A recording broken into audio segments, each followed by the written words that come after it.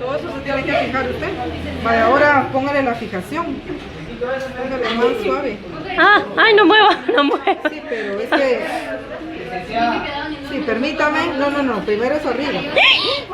Ay. Enrósquelo. Mi vena, Usted tiene guantes, usted tiene... No, permítame, ¿ya sabes?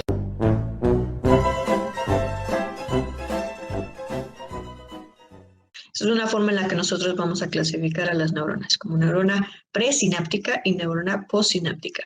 Su nombre lo dice y me lo explicó muy bien Fati. La presináptica es el que tiene el neurotransmisor, la que va a liberar el neurotransmisor, y la postsináptica la que va a recibir a ese neurotransmisor. Ok, antes de irme un poquito más hacia la clasificación, hay que recordar que estas células tienen la capacidad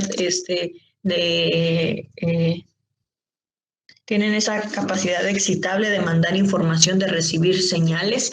Otra de las características que muy probablemente me va a diferenciar de otras células del cuerpo es que desafortunadamente cuando llegamos a una etapa adulta, estas no tienen la capacidad de dividirse, no tienen la capacidad de reproducirse por las características específicas que tenemos en su núcleo. En el núcleo, a pesar de que tenemos información genética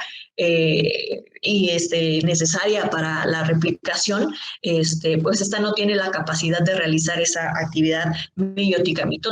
Entonces se queda nada más como para expresión de la información. Más adelante en los componentes, en la estructura de lo que es el cuerpo celular, lo vamos a revisar, pero nada más como para que lo tomemos en cuenta. Entonces esto me quiere decir que la muerte de una célula pues no me va a traer como consecuencia la formación de una nueva célula, la reproducción de otra nueva célula. Al contrario, muchas veces ese espacio que me llega a dejar una célula muerta, ya sea porque mi paciente tuvo un EBC que no se atendió a tiempo y me dio como consecuencia necrosis, muerte celular, muchas veces ese espacio dejado por esa neurona va a ser llenado por neuroglia. Hablando sobre tamaños, nosotros vamos a tener que, también vamos a tener una variedad de tamaños y formas impresionante. Pero en la literatura casi siempre me marcan rangos que pues vamos a utilizar para términos de examen. Entonces, en términos como de promedio, nosotros vamos a tener que el diámetro del cuerpo de nuestras células va a ir de un rango de 5 a 135 micras. La diferencia entre una neurona presináptica es que en sus terminaciones, en las terminaciones de los axones, tú vas a tener la presencia de esos neurotransmisores. Esos neurotransmisores tienen que salir para poder llegar a una célula postsináptica. Normalmente la parte de la célula postsináptica que va a estar en contacto con ese neurotransmisor, o sea, que va a recibir la información, van a ser las dendritas. Era lo que les decía al inicio de la clase de la función de cada una de las neuritas. Normalmente las dendritas son las que reciben la información. Entonces, esta porción de todas las neuronas van a ser de las neuronas postsinápticas. A diferencia de las terminaciones de lo que son los axones, van a ser la porción que va a transmitir el impulso que llega de las dendritas, que pasa por el cuerpo, y que al final de estas terminaciones van a llegar a una nueva célula. A este proceso nosotros lo conocemos como sinapsis. Entonces, hablando de específicamente sinapsis, tenemos estos dos tipos de neuronas. Una presináptica, pongámosle que como que la que inicia lo que es el impulso nervioso, la que va a transmitir la información que ya recibió tal vez del sistema nervioso periférico para que se llegue a integrar en nuestro sistema nervioso central. Nada más, esa es como la diferencia. Una tiene, así como nos lo dijo, no me acuerdo quién me lo dijo, pero así como lo dijo que la neurona presinéptica es la que tiene el neurotransmisor y la que lo va a soltar, porque la que lo va a liberar para que la célula postsináptica la tome, reciba la información nueva. Lo que llega a nuestro sistema nervioso central es lo aferente, lo que llega hacia el interior, hacia el organismo. Lo que sale es eferente. Entonces, si nos vamos como en orden de que primero llega para poder irse, para poder salir, vamos en orden alfabético. Entonces es A de aferente y sale E de eferente, para que no se les vaya a olvidar. Las células aferentes y eferentes son las que están en el sistema nervioso periférico y las interneuronas son las que están en mi sistema nervioso central. ¿Por qué? Porque ahí se organiza y se procesa la información. Unipolar, bipolares y multipolares. Ok. Tenemos dos bipolares y tenemos dos multi. Está bastante sencillo, así como nos lo dijo su compañero Eduardo. Las neuronas bipolares solo tienen una neurita. Aquí la podemos ver. Característica de esta neurita es que va a tener dos ramificaciones. Dependiendo de la literatura que ustedes revisen, nos vamos a dar cuenta que no, es un ejemplo para que no se les olvide de dónde podemos encontrar las células unipolares. Van a ser en los ganglios de los nervios espinales.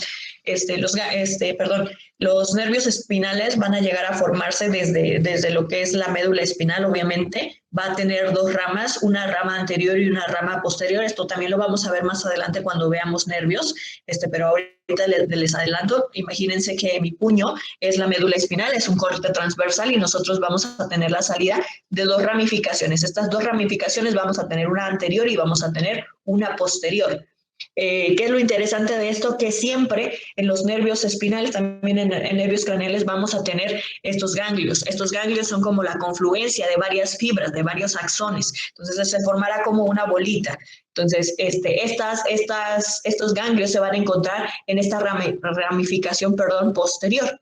Entonces, tarde o temprano, estas dos ramificaciones van a llegar a unirse para entonces, ahora sí, formarnos nuestro nervio espinal. ¿Cuál es la característica?